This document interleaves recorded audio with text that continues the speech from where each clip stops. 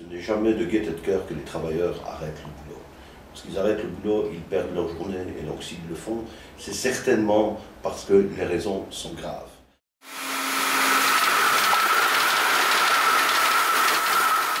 On entend souvent la prise d'otage. Voyons, la prise d'otage. Demandez à Florence Aubenas ce que c'est qu'une prise d'otage, ça n'a rien à voir avec la réaction de travailleurs. Nous sommes obligés de faire cela, n'est-ce pas? Parce que nous assistons à un démantèlement total du groupe ferroviaire et de la SNCB en Belgique. La SNCB a été créée avec un objet social de transporter des marchandises et des personnes. Ici, on est en train de démanteler un pan entier qui est le transport des marchandises. Sur base de quoi? Le concept est simple. La libéralisation implique que de nouveaux arrivants sont venus prendre les parties les plus rentables. Ben, il est clair qu'une entreprise publique, elle ne peut vivre et survivre qu'en ayant le rentable et le moins rentable, bien évidemment. Dès lors que des concurrents externes, souvent tout à fait privés, viennent investir les parties rentables, ils nous laissent ce qui coûte cher, ce qui est financièrement pas rentable. C'est ce qu'on appelle le wagon diffus, le wagon isolé. Ce wagon isolé, c'est celui qui impose qu'il faille beaucoup de manœuvres pour construire des trains et beaucoup de manœuvres pour démonter ces trains et faire des lotissements différents. Ça demande de l'infrastructure, ça demande de la main-d'œuvre. C'est là que la concurrence vient jouer et nous dit stop. Ça, on ne prend pas. On ne prend que des trains complets, c'est-à-dire des trains qui ne demandent pas de manœuvre. Et évidemment, il reste les parties les moins rentables au sein de la SNCB. Alors on nous dit, voilà, on est déficitaire. Et on est déficitaire parce qu'il n'y a pas de volonté politique de financer ce wagon isolé. Il faut financer et subventionner le wagon isolé et considérer ce wagon isolé comme étant d'utilité publique. Sans quoi vous comprenez très bien que ce sont des milliers de camions qu'on va remettre sur les routes. Et au jour où on parle de Kyoto, on prépare Copenhague, est-ce que ce n'est pas un non-sens? Est-ce que ces discours politiques qu'on a vus dans tous les programmes électoraux, c'est juste du vent qui est destiné à faire tourner les éoliennes? Non, j'ose espérer qu'il va y avoir enfin une réaction. Alors, on peut se demander pourquoi nous avons mobilisé tous les cheminots de la SNCB et pas seulement ceux qui sont concernés directement par le fret. Bien simplement parce que cette partie fret, c'est le premier partie d'un puzzle qui va être démantelé complètement. Donc aujourd'hui, c'est le transport des marchandises.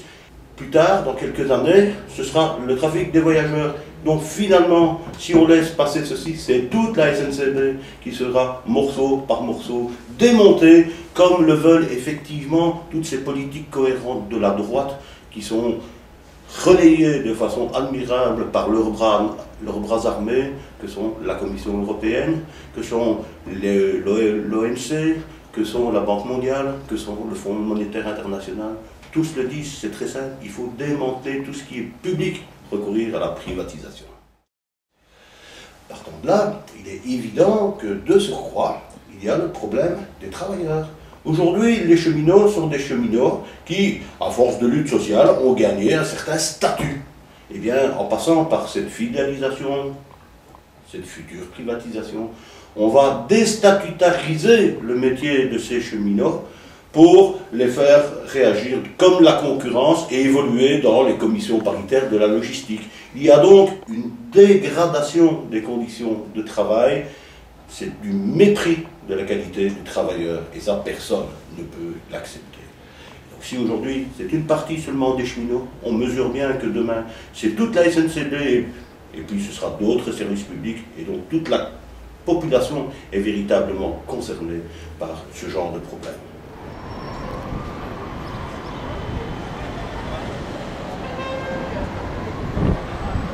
Évidemment, cette vision du problème, nous l'avons présentée au ministre de tutelle, le ministre de tutelle, M. Van Akkeren. En fait, il faut savoir que si l'on suit les lignes directrices imposées par la Commission européenne, Si on veut aider le secteur fret d'une entreprise publique, aujourd'hui, dite en difficulté, on le peut, à condition que le dossier soit introduit avant le 31 décembre de cette année, primo. Et deux, s'il y a recapitalisation, il faut que l'activité soit complètement sortie de l'entreprise publique historique de jadis. D'où il s'engouffre là-dedans pour dire il faut faire cette filiale, ce sont les lignes directrices qui nous l'imposent. Oui, mais finalement, l'Europe, ce n'est pas quelque chose de tout à fait inventé. Ça existe et on est dans un processus qui se décide, qui se co-décide. Il y a deux responsabilités, il y a le Parlement d'une part, européen, et d'autre part, il y a le Conseil des ministres. Et quand nous disons, mais vous ne pouvez pas aller porter, parce que ce que nous vivons en Belgique est vécu de la même façon en France, la même chose est en Allemagne, la même chose avec Transitalia, la même chose avec la Renfe, le Portugal, etc. C'est toutes les entreprises fret historiques qui ont des difficultés. Lorsque nous disons à Steven Van Akkeren, monsieur le vice-premier ministre, il serait temps d'aller porter le dossier à l'Europe et de dire il faut changer les choses, les lignes directrices nous conduisent tout droit dans un mur, il nous répond peut-être avez-vous raison, peut-être, mais en tout cas nous ne pouvons pas le faire aujourd'hui parce qu'au 1er juillet de l'année prochaine, nous occupons la présidence de l'Europe et nous devons donc d'être les bons élèves. Et donc, évidemment, on ne peut pas déroger. Jusqu'ici, mon expérience de militant syndical montre que les travailleurs s'en sont bien plus souvent sortis en utilisant des moyens pacifiques allant jusque la grève que par des moyens plus violents qui consistent à finalement dégrader une propriété privée, fût-elle publique. Donc, sauf à envisager, pourquoi pas, la révolution armée, mais je pense que les esprits ne sont plus prêts à cela aujourd'hui en Europe en tout cas. Je ne vois pas quels sont les moyens de pression les plus importants dans une démocratie, dans un état de droit, que d'user de son droit sans jamais en abuser d'ailleurs, ce qui est notre cas.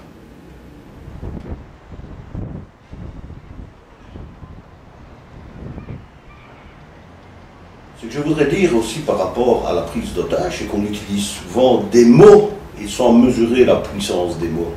Et vous savez, on pourrait élever des pyramides aussi hautes que celles du vieux Khéops avec seulement les ossements des victimes de la puissance des mots. Faisons attention à ce que l'on dit.